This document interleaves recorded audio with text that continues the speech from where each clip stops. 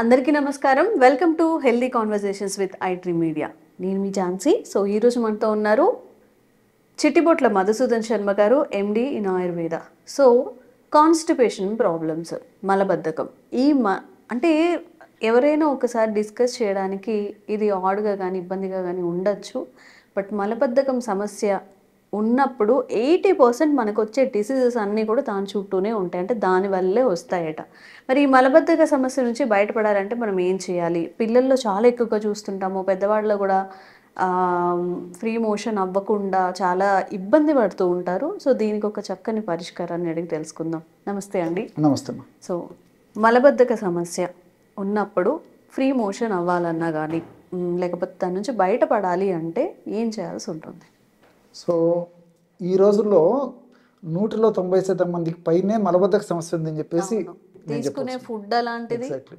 Exactly.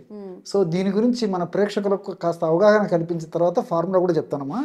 చాలా మంది formula కోసం ఎదురు చూస్తుంటారు, కానీ ఈ అవగాహన అని మాకు అవసరం లేదనుకుంటారు. కొంచెం అందరికి తెలిసి ఉండడం మంచిదమ్మా. సో ఈ రోజుల్లో కొంతమంది రోజు మోషన్ పోతుంటారు. వాళ్ళు ఏమనుకుంటారంటే నాకు రోజు మోషన్ అవుతుంది కదా, నాకు మలబద్ధక సమస్య లేదని అనుకుంటారు. కొంతమంది ఏం చేస్తారు, 2 రోజులకు ఒకసారి మోషన్ పోతుంటారు. సరే నాకెందుకు వచ్చింది, ముందు నిన్న పోలేదు కదా, ఈ రోజు పోతాను కదా, నాకేం సమస్య లేదనుకుంటారు. మరికొంతమంది రోజు 2 సార్లు 3 సార్లు పోతుంటారు.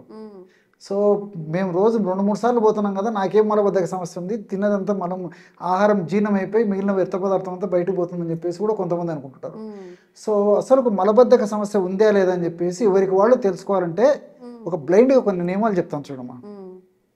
సో మోషన్ సెన్సేషన్ వచ్చిన తర్వాత, శౌచాలయానికి వెళ్ళిన తర్వాత వితిన్ 2 minutesలో మోషన్ అయిపోవాలి. వాళ్ళకు మలబద్ధక సమస్య లేదు అని చెప్పేసి చెప్పుకోవచ్చు. అది నెంబర్ 1. నెంబర్ 2, రెండవ పాయింట్ వచ్చేసి మలం ఒకటే కాన్సిస్టెన్సీలో ఉండాలమ్మా. సో ఆ సెన్సేషన్ వచ్చి మోషన్ కూర్చున్నప్పుడు ఒకటే కాన్సిస్టెన్సీలో మలం రావాలి, ఒకటే పద్ధతిలో. అట్లా కాకుండా చాలా మంది ఏం జరుగుతుందంటే స్టార్టింగ్లో కొంచెం గట్టిగా వచ్చేస్తుందమ్మా, కొంచెం గట్టిగా వచ్చేసి తర్వాత మళ్ళీ ఫ్రీగా వచ్చేస్తుంది. వాళ్ళు ఏమనుకుంటారంటే మాకు మలబద్ధక సమస్య లేదని చెప్పేసి అనుకుంటారమ్మా. అది చాలా తప్పమ్మా. సో ఒకటే కాన్సిస్టెన్సీ వచ్చినప్పుడే వాళ్ళకి మలబద్ధక సమస్య లేదని చెప్పుకోవచ్చు తప్ప, మొట్టమొదట కొంచెం గట్టిగా వచ్చేసి తర్వాత లూజ్గా వచ్చినప్పటికీ మలము లోపల స్టాక్ ఉన్నట్లే, అది వాళ్ళకు కూడా మలబద్ధక సమస్య ఉన్నట్లే. రెండవది ఏంటంటే కొంతమందికి మోషన్కి వెళ్ళిన తర్వాత కాస్త ముక్కు తెగాని రాదు, ఒక్కసారి అది రావడం స్టార్ట్ అయితే ఇంకా ఫాస్ట్గా వచ్చేస్తుంది, వాళ్లకు మలబద్ధక సమస్య ఉన్నట్లే. ఇంకొక పాయింట్ ఏంటంటే ఇంతకుముందే చెప్పినట్లు కొంతమంది రోజుకు 2-3 సార్లు మోషన్ పోతుంటారు మా. సో మోషన్ పోయినప్పుడంతా ఏదో నాకు పోతుందిలేమో అనుకుంటారు తప్ప లోపలంగా మిగిలిపోయి సారికింత పీరియడికల్గా బయటకు వస్తుంది. కాబట్టి మలం అంతా వాళ్ళకు కూడా లోపల పేరుకొని పోయి అలాంటి వాళ్ళలో కూడా ఈ మలం దుర్వాసన రావడము, కడుపు నొప్పి వచ్చి మోషన్ రావడము, అదేవిధంగా మలం ఒక్కొక్కసారి గట్టిగా రావడం, ఒక్కొక్కసారి లూజ్గా రావడం, ఇలాంటివన్నీ కూడా లోపల మనం ఎక్కువసేపు నిలువ ఉండడం వల్ల కలుగుతుంటాయి అమ్మా. వాళ్లకు మలబద్ధక సమస్య ఉన్నట్లే. సో ఇలాంటి వివిధ రకాలైనటువంటి పరిస్థితులు ఉన్నటువంటి వాళ్ళందరూ కూడా మలబద్ధక సమస్య ఉన్నటువంటి వాళ్ళేమా. ఇంకోటి అంటే వీటికంటే మరీ ముఖ్యంగా అందరూ తెలుసుకోవాల్సింది ఏంటంటే మలబద్ధక సమస్య ఉందా లేదా అని చెప్పేసి వాళ్ళు గుర్తెరగాలంటే వాళ్ళకే వాళ్ళు ఎలాంటి మెడికల్ ఎయిడ్ తర్వాత ఎవరి సలహా లేకుండా వాళ్ళకే వాళ్ళు తెలుసుకోవాలా. అంటే నాకు మలబద్ధక సమస్య ఉందే లేదా, నాకు కాన్స్టిపేషన్ సమస్య ఉందే లేదా అని తెలుసుకోవాలంటే మోషన్కి వెళ్ళినప్పుడు మోషన్ మొదట రావాలా, నెక్స్ట్ యూరిన్ రావాలమ్మా. మీరు చాలా మందిని గమనించుంటారు, చాలా మంది వాళ్ళ అబ్జర్వేషన్లో వాళ్ళ దైనందిన జీవితంలో మోషన్ పోయినప్పుడు గమనించి ఫస్ట్ యూరిన్ వచ్చేస్తుంది, తర్వాత మోషన్ వచ్చేస్తుంది. సో అది మలబద్ధక సమస్య అన్నట్లు. చిన్న టిప్స్ అమ్మా, చాలా మంది తెలియవు ఇవన్నీ. సో ఇవన్నీ నేను చెప్పేసరికి మరి ప్రేక్షకులు కూడా 190% మంది ఇవన్నీ ఉంటాయి, అన్ని ప్రాబ్లమ్స్ ఏదో ఒకటి ఉంటుంది. అందుకే నేను మొదట్లోనే చెప్పాను 190% మందికి మలబద్ధక సమస్య ఉంటుందమ్మా అని చెప్పాను, సూక్ష్మంగా చెప్పేశాను. సో మరి ఈ మలబద్ధక సమస్య ఉండడం వల్ల మలబద్ధకం సమస్త రోగవర్ధకం, అన్ని జబ్బులకు ఇదే కారణభూతం అయిపోతుంది. కొత్త జబ్బులు వస్తుంటాయి, ఉన్న జబ్బులు త్వరగా తగ్గవు. దీనికి తోడేంటే మానసికపరమైన ఇబ్బందులు కూడా జరుగుతాయి.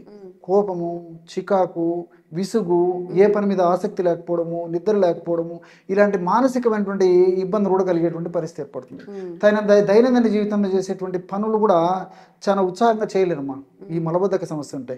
సో ఇలాంటి అనేక రకాలైనటువంటి సమస్యలు ఈ మలబద్ధక సమస్య వల్ల శారీరకంగా ఇబ్బందులు పడడమే కాకుండా దాని యొక్క ప్రభావం మనసు మీద కూడా పడుతుంది. మరి క్షేమదాయకమైనటువంటి ఔషధాల గురించి మనం ఆలోచించినట్లయితే వేలాది లక్షలాది మందులు ఈ యొక్క ఔషధాలు ప్రకృతి సిద్ధమైనటువంటి ప్రకృతిలో దొరికేటువంటి అనేక రకాలైనటువంటి ఔషధాలు మన మహర్షులు ఆయుర్వేద వైద్య విధానంలో చెప్పడం జరిగిందమ్మా. వాటిలో అందరూ వాడుకోదగ్గ దివ్యమైనటువంటి ఖచ్చితమైనటువంటి రిజల్ట్ ఇచ్చేటువంటి ఒక ఫార్ములా చెప్తాను చూడండి. చిన్న పిల్లల నుంచి పెద్దల వరకు వయస్సుతో నిమిత్తం లేకుండా స్త్రీ పురుష తారతమ్యం లేకుండా అందరూ వాడుకోదగ్గ అద్భుతమైనటువంటి ఔషధాన్ని చెప్తాను చూడండి. సో దీనికి చాలా సులువైనటువంటి ఔషధమ్మా. గులాబీ రేఖల పొడి ఒక 75 గ్రాములు తీసుకోవాలి. గులాబీ రేఖలమ్మా, మనకి గులాబీ రేఖల పొడి మార్కెట్లో దొరుకుతుంది. గులాబీ రేకులు కూడా మనం ఇంట్లో తెచ్చుకొని ఎండించేసేసి పౌడర్ తయారు చేసుకొని వాడుకోవచ్చు, ఎలాగైనా పర్లేదు.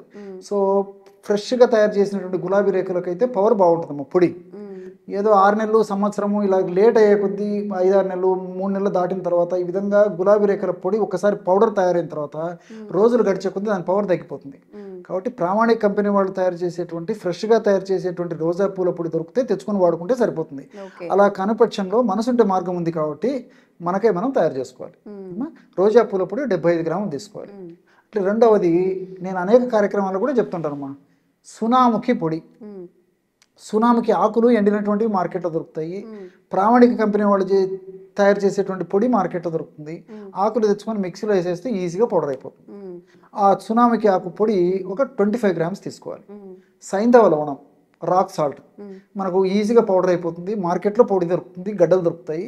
సైంధవ లవణం పొడి ఒక 10 గ్రాములు తీసుకోవాలి. ఈ 3 పదార్థాలను కలపడం వల్ల బ్రహ్మాండమైనటువంటి అందరికీ ఉపయోగపడేటువంటి మోషన్ ఫ్రీగా అయ్యేందుకు కావాల్సినటువంటి ఔషధం రెడీ అయిపోయినట్లే. దీన్ని ఒక గాజు సీసాలో నిల్వ ఉంచుకొని రోజు రాత్రిపూటమ్మా పరిస్థితి మరీ తీవ్రంగా ఉండి మలబద్ధక సమస్య మరీ ఎక్కువగా ఉంటే కొన్నాళ్ల పాటు 1 టీ స్పూన్ పౌడరు అంటే 5 గ్రాముల పౌడరు 1 కప్పు గోరువెచ్చని నీళ్ళలో తాగి పడుకుంటున్నారు రోజు. సమస్య తీవ్రత తగ్గిన తర్వాత 1/2 టీ స్పూన్ సరిపోతుందమ్మా. కొత్తలు కావాలంటే 1 టీ స్పూన్ వాడుకోవచ్చు, తర్వాత 1/2 టీ స్పూనే సరిపోతుంది. లేదా అవసరాన్ని బట్టి కొన్నాళ్ల పాటు ఈ విధంగా 1 టీ స్పూన్ వాడుతూ పరిస్థితి అదుపులోకి వచ్చిన తర్వాత 1/2 టీ స్పూన్ వాడితే సరిపోతుంది. అది తీవ్రంగా మలబద్ధక సమస్య ఉన్నటువంటి వాళ్ళలో. మరి మలబద్ధక సమస్య ఆవరేజ్గా మధ్యస్థంగా ఉన్నటువంటి వాళ్ళైతే ఒక 1/2 టీ స్పూన్ సరిపోతుందమ్మా.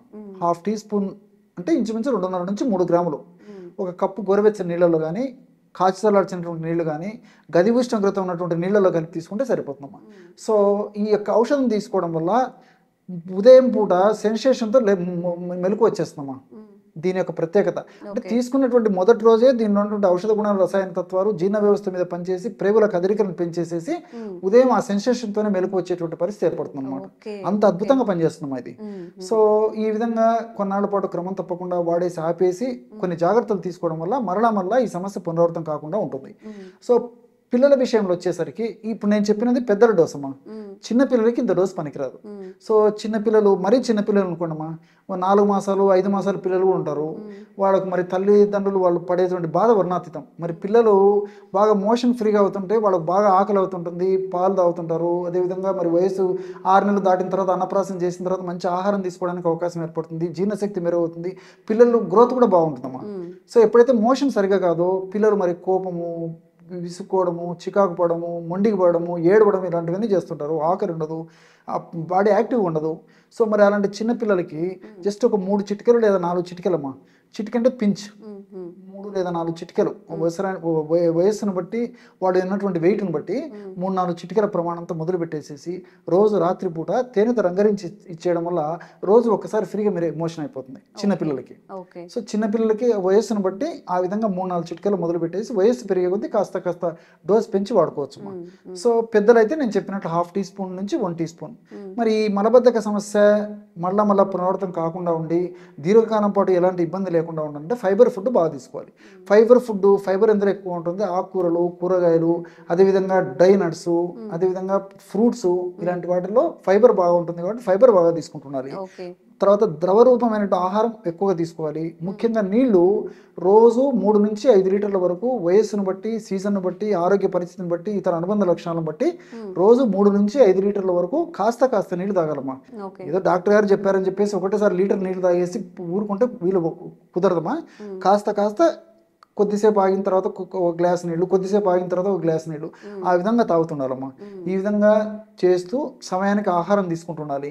ఇలాంటి చిన్న జాగ్రత్తలు తీసుకోవడం వల్ల మరలా ఈ సమస్య పునరావృతం కాకుండా ఉంటుంది. ఓకే సార్, ఇప్పుడు ఎవరైనా కానీ మీరు చెప్పిన విధానంలో తయారు చేసుకోలేకపోవచ్చు, ఏదైనా ఇన్స్టాంట్గా బయట కొనుక్కొని వాడుకునేవి ఏవైనా ఉన్నాయా? బయట దొరికేవి ఉన్నాయమ్మా, చెప్తాను చూడమ్మా. ఇందులో 2 పౌడర్స్ అమ్మా. అవిపత్తికర చూర్ణం, బాగా మన ప్రేక్షకులంతా నిదానంగా రాసుకుంటే, ఎందుకంటే చాలా మంది అవస్థ పడుతుంటారు కాబట్టి మంచి ఫార్ములా చెప్తాను చూడమ్మా. అవిపత్తికర చూర్ణం మార్కెట్లో దొరుకుతుంది, అదొక 100 గ్రాములు తీసుకోవాలి. అట్లా త్రిఫల చూర్ణం, అది మార్కెట్లో దొరుకుతుంది. 50 గ్రామ్స్ అది కలిపేసేయాలమ్మా. సో అవిపత్తికర చూర్ణం 100 గ్రాముల్లో 50 గ్రామ్స్ త్రిఫల చూర్ణం కలుపుకోవడం వల్ల బ్రహ్మాండమైనటువంటి మోషన్ ఫ్రీగా అయ్యేందుకు ఉపయోగపడేటువంటి ఔషధం రెడీ అయిపోతుంది. ఈ రెండేమ్మా, 2 మనకు మార్కెట్లో దొరికేటివి. సో రోజు ఒక స్పూన్ పౌడర్, రాత్రిపూట పడుకునేటప్పుడు ఒక టీ స్పూన్, బాగా 5 నుంచి 6 గ్రాముల వరకు కూడా తీసుకోవచ్చు. మధ్యలో ఒక కప్పు గోరువెచ్చని నీళ్ళలో కలిపి తీసుకోవడం వల్ల మరి ఉదయం పూట సెన్సేషన్తోనే మెలకు వచ్చేస్తున్నాం. సో ఆ విధంగానే వాడుకోవచ్చు. ఓకే సో మీరు ఇంట్లోనూ తయారు చేసుకోవచ్చు అవిపత్తికల చూర్ణం, అలాగే త్రిఫల చూర్ణం. ఈ రెండింటిని, అవిపత్తికల చూర్ణం 100 గ్రామ్స్, ఈ త్రిఫల చూర్ణం 50 గ్రామ్స్ మిక్స్ చేసి పెట్టేసుకొని నిజంగా కాన్స్టిపేషన్ వల్ల వచ్చే డిసీజెస్ అన్నిటి నుంచి మీరు బయటపడాలి అనుకుంటే జస్ట్ ఒక స్పూన్ తాగేసి నైట్ పడుకునే ముందు గోరువెచ్చని నీళ్ళతో తాగేసి పడుకుంటే మీకు చాలా రిలీఫ్ వస్తుందట. ఇంతకన్నా ఈజీ మెథడ్స్ లేదా ట్యాబ్లెట్స్ వేసుకోవడం వల్ల అల్టిమేట్గా మనకి సైడ్ ఎఫెక్ట్స్ వస్తాయి. కాబట్టి ప్రకృతి పరంగా వచ్చే వాటిని మనం ఉపయోగించుకొని ఈ కాన్స్టిపేషన్ బాధ నుంచి బయటపడవచ్చు. తప్పకుండా ట్రై చేయండి. ఇంట్లో ఎవరైనా చిన్నపిల్లలు ఉన్నా కానీ వాళ్ళకు కూడా సార్ చెప్పినట్టుగా తేనెలో కల్పించినట్లయితే వాళ్ళకు కూడా చాలా రిలీఫ్ ఉంటుంది. ఇలాంటి బోర్డని అవేర్నెస్ కల్పించే వీడియోస్ మీకోసం చేస్తూ ఉంటాము మధుసూదన్ శర్మ గారితో. Thank you so much sir. నమస్తే. And for more videos, please subscribe to iDream. Please subscribe to iDream. Please subscribe iDream. And please subscribe to iDream. For more videos, subscribe to iDream. please like, share and subscribe to the channel. Congratulations, iDream. Subscribe to iDream. Subscribe to iDream. So subscribe to iDream Media. iDream ki iDream team andarki huge congratulations. Please subscribe iDream Media. Please subscribe to iDream. Subscribe iDream. Please subscribe to iDream. iDream అంటే నా కళల ఛానల్ను subscribe చేసుకున్నారు, నోరు తిరుగుతలేదు.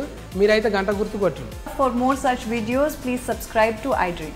Subscribe to iDream. Please subscribe to iDream. Please subscribe iDream Media. Please do subscribe to iDream. Please subscribe to iDream Media. For best entertainment and information, please subscribe iDream. And don't forget to subscribe to iDream.